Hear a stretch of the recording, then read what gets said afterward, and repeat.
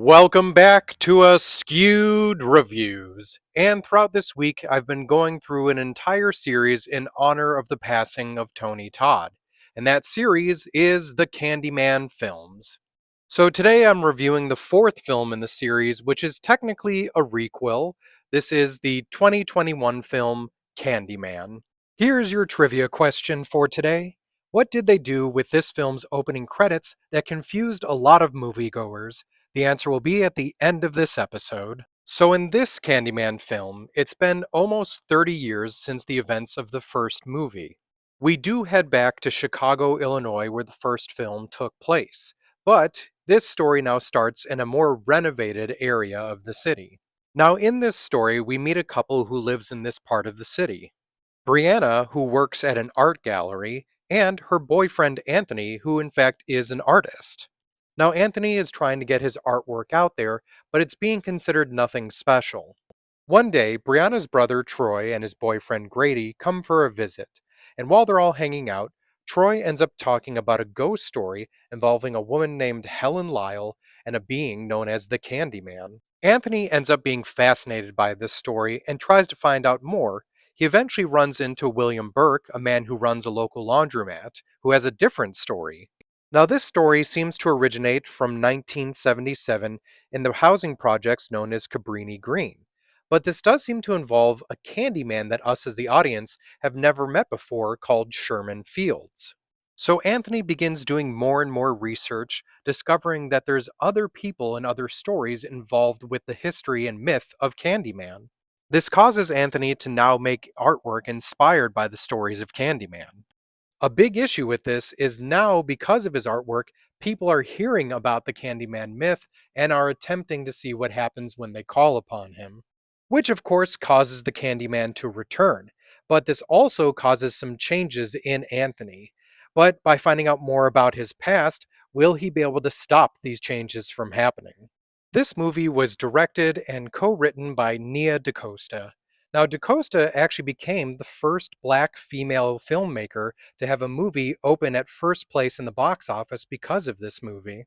Originally, Jordan Peele was going to be the director for this film, but instead he stayed on as one of the writers and one of the producers.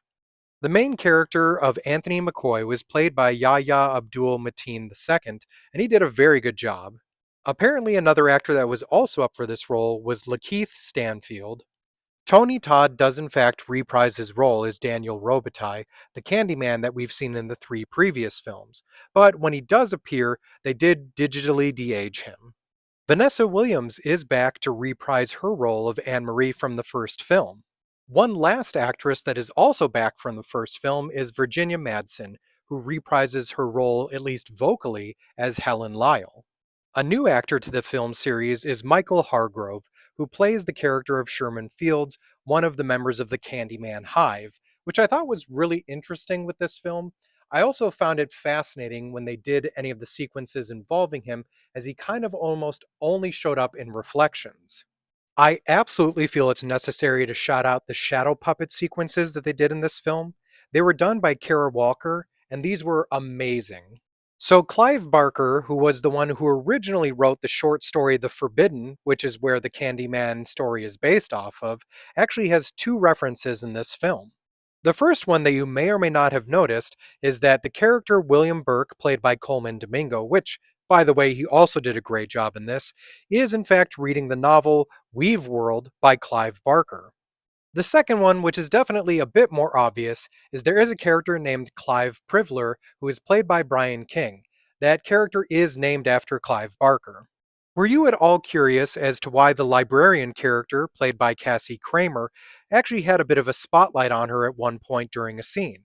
Well, that's because the librarian is supposed to be a nod to the last three films having a blonde white female protagonist. Speaking of the library, by the way, the one used in the film was in fact the Northern Illinois University's Founders Memorial Library in DeKalb, Illinois. The composer for this film was Robert Aki Aubrey Lowe, who, by the way, reimagined a version of the original Candyman theme that was created by Philip Glass and used in the first two films, but not the third one, as Glass wasn't a part of that. The entire movie was filmed in Illinois. So when it comes to the film Candyman, This one, in my opinion, was actually really good. I like the fact that they actually tried to do something different with this, while the previous three were pretty much carbon copies of each other. I will say I did find it interesting how in this one, Candyman didn't feel like the iconic character like a Freddy Krueger, Jason Voorhees, or Michael Myers, but this time around it felt more like something out of The Ring or The Grudge. So I'm going to give this one a 4 out of 5. Now it's time to answer the trivia question from the beginning of this episode. What did they do with this film's opening credits that confused a lot of moviegoers? In the opening credits, they showed all of the production companies backwards, as if it was a mirrored reflection.